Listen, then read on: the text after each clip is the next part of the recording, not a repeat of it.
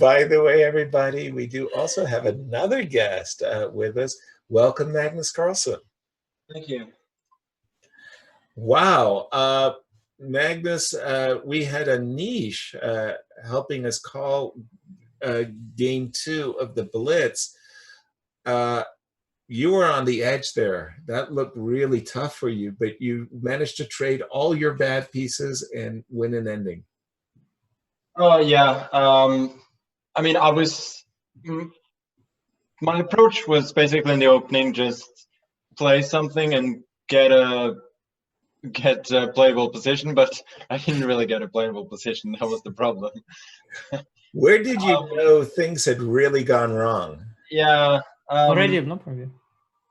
No, I hear. Okay, this is just passive poor position. Like my first thought was that maybe because my bishop is sort of active on b6, but it's nonsense, obviously.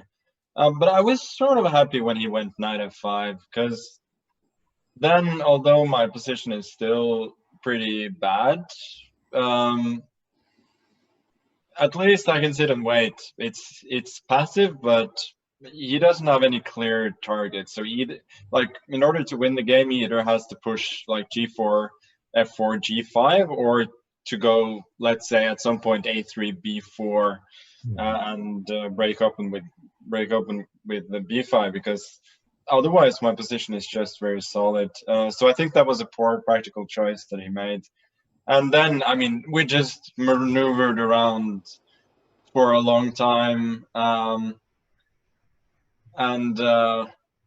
Yeah, I always wanted the setup with the knights on d7 and f6. And finally, like, on move 35, I got it. And I think at this point, he was spending a lot of time. So he basically just panicked when he went into the ending. And then I think black is fine, but it went obviously a lot easier than it should have. Clear. Wow. Yeah, no, this was already something has gone desperately wrong, but bishop d4 and queen e3, trading the bishops and the queens, that really made your life a lot easier. I mean, without... Yeah, I thought this move queen e3, I mean, like Magnus is right, knight f5 relieves him quite a bit, and also the fact that he traded all the rooks and got the knights on good squares. But I think, like, until queen e3, it was I never imagined that black is going to win this game. But it's only after the trades of the dark square bishop I thought, like, wow, then there is no. I mean, sure. I think frankly just panicked. Like,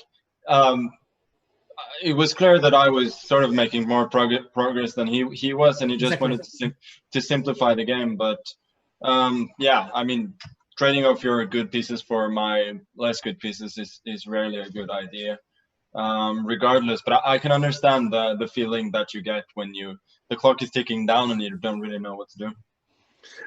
Magnus, you certainly made everybody very proud of yourself by your sportsmanship in game 2. Obviously, Ding had difficulties in game 1, but he suddenly made a draw. Then he's disconnected and he's forfeit. That's not the way you want to win. It's very unfortunate. When did you have it in your mind that, you know, let's just equalize the score?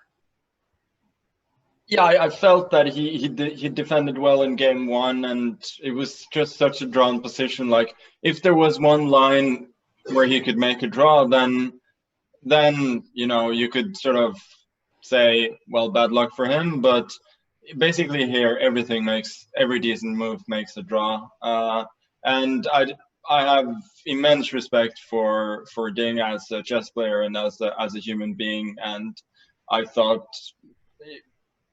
against him this was the only correct way, and clearly I wanted to win on the board. And it's unfortunate that instead of the score being half, it's 1-1, but I still think at that time it was the proper solution, or not a solution, but the least of evils, and might have kicked myself if I'd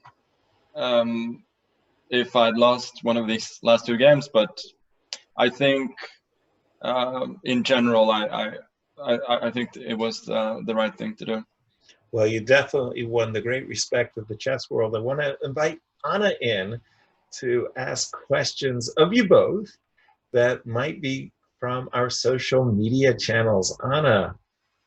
I just wanted to highlight what you have mentioned yesterday, that the social media was full of tweets about Magnus's gesture of sportsmanship, everyone in the live chats praising Magnus. And our guest of today, John Bartholomew, also said that when he saw Queen G5, Queen takes D2 on the board, he immediately thought, oh, this is Magnus. This is his character. He wants to win fair. He wants to win on the chessboard, and he doesn't want an additional point for disconnection or losing on time because of that disconnection. So kudos to you, Magnus. All the praise to you for your sportsmanship, and absolutely everyone was just blown away with that gesture and how great of a player you are, as well as a good human being. That was basically the message on Twitter and in the chat as well. Well, thank you very much. It was not really about trying to get praised or anything. People probably know me well enough to know that I don't like make sporting decisions based on whether people will like me or not. But I think in this particular case, I very much felt that it was the right thing to do. I think, frankly, it's not obvious what is the right thing there, because as I said, yeah, I've discussed it already. But I think like once he disconnects in a drawn position, then every outcome is going to be some kind of wrong. But I'm of course grateful that to get some compliments on my character, not only my play for once, but it's okay. It's not what I gun for, but it's still appreciated, of course. But just it was a type of day, the type of match that you expected as well, Magnus. It was a tough match today. It wasn't easy at all. Yeah, I agree, and I think the rapid games were, well, of course, except from game 2, were of high quality in general, I think. I did miss a win, I guess, in the third game, but that was only for a split second there. Just let's see if we can't get Anna to put game 3. Magnus said he missed a win, and there was a split second moment. Do you recall what move? Yeah, I think it's move 34. Move 34. Yeah, so here instead of bishop e4, e7 wins. Takes king e5. Whoa! Oh, nice. Yeah. Yeah. Oh, that's pretty. Yeah, that's really pretty. It's amazing. But, it's a study, yeah. Yeah, I mean, a simple study, but still. You didn't solve this one though, so it's not so easy. No. But I think I think in general just the game. Point for everybody in the audience. The idea of what Magnus is saying is if you move the bishop to c5, Anna, then there will be a rook check on g7, a king h6. The rook will go to g6 with check, forcing the king into a discovery, and you go rook g4 check, and you pick up the errant rook on h4. That would have been very nice. It would have. When did it occur to you? After you moved or after the game? Oh, I checked it with the computer after the game. But even as it happened, he was kind of fortunate not to be in a lost rook and bishop versus rook. Yeah, it feels incredibly unpleasant for him that his king is stuck at the edge of the board. But I think somehow his h pawn is incredibly useful. Mm-hmm. I think from the start, if you just remove the h pawn, I think it's a technical win for white. Mm-hmm. But with the h pawn, somehow it covers squares, and I just couldn't find a way there. And I think also computer says there was nothing. Now that you mention it, at the very end, was that a mouse slip or just a blunder? You hung your bishop. No, it wasn't a mouse slip. It was he attacked my bishop and I didn't see it. Okay. Which was a little bit unfortunate. I mean, I have played rook and bishop against Ding before in Vaikonze. And I made the 50 moves basically, but he defended perfectly. So I expected him to defend, but the reason why I went king f5 is that I didn't want him to rush with the king to e1, right, and then go rook d2, and I was just a bit too eager to attack that rook. Got it. All right. So you're trying to avoid letting him get a defensive setup. Game 4 of the Rapid. Anything interesting there? Yeah. I think in general, it's a little bit worse for Black, but it's a draw, and I think the moves were pretty good actually.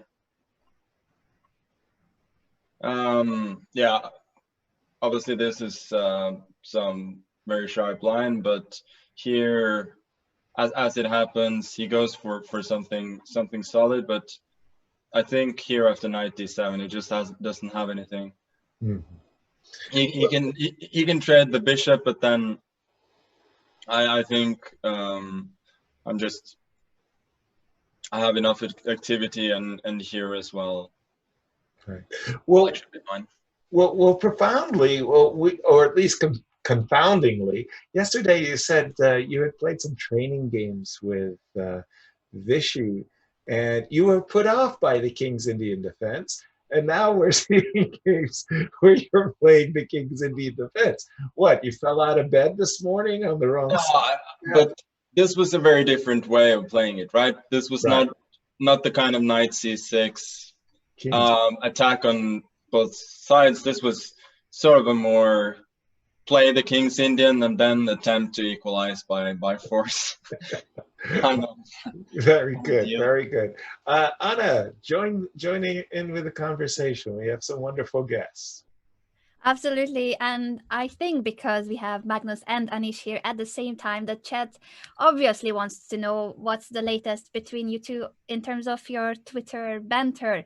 Anish, first to you. I think we didn't get a final answer to you on whether you thought that Magnus played Banter Blitz on your birthday as a special celebration toward you. Yeah, no, I mean, I think today Magnus showed himself from such a good side that I should be very, very careful. And if I make a even slightly, remotely hurtful joke in his direction, I'm going to be killed by all the people. So I think I should just say that no, I mean, his display of sportsmanship today was incredible, in particular because, honestly speaking, I don't think many people would have even thought of this possibility. I mean, I know that every decent player would afterwards say that it was very unfortunate that Ding disconnected, because it was.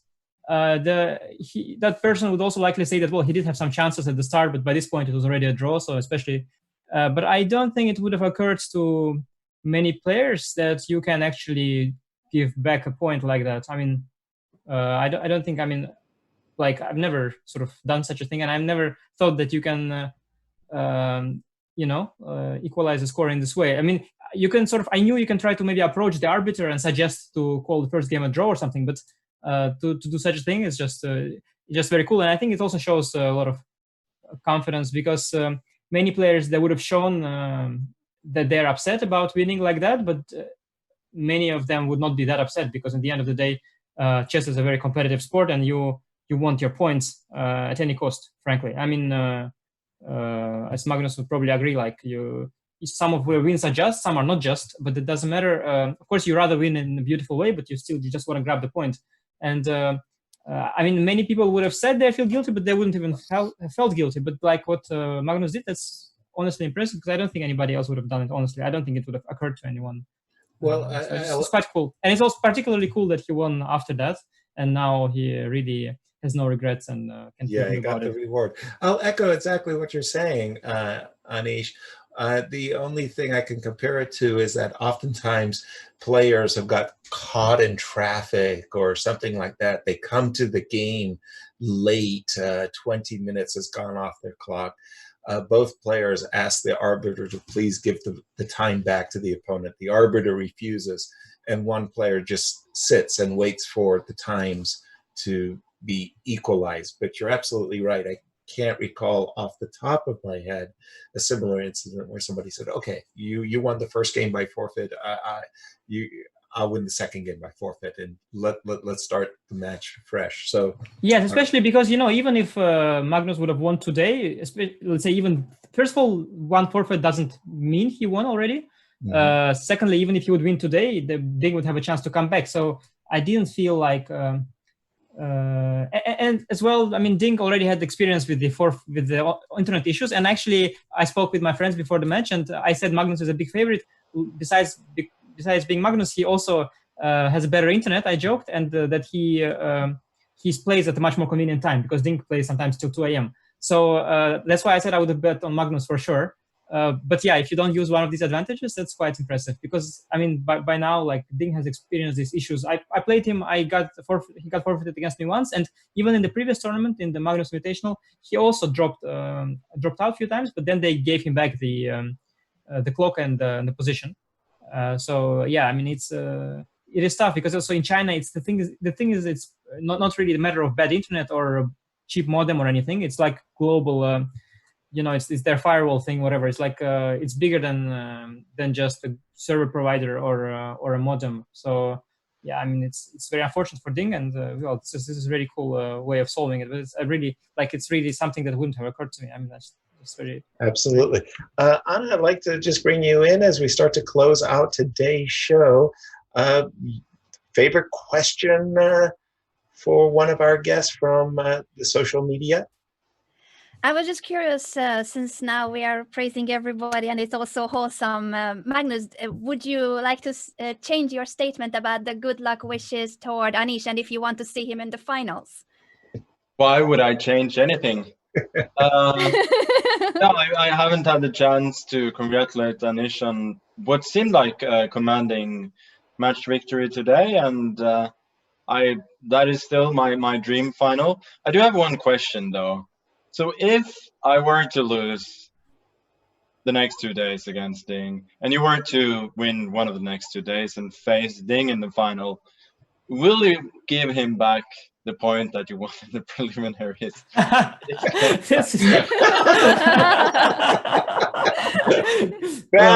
is a beautiful question, Magnus. Yeah. I mean, there's so many hypotheticals. In particular, Magnus losing 2 matches is where you already know it's a likely thing to happen. But it's very deep. I appreciate the depth. Yeah. Nice. Well, I think that is an excellent moment for us to end the show. I'd like to say thank you again to both Anish and Magnus for joining us. I hope you make it a habit, and I wish you both great success at tomorrow's matches.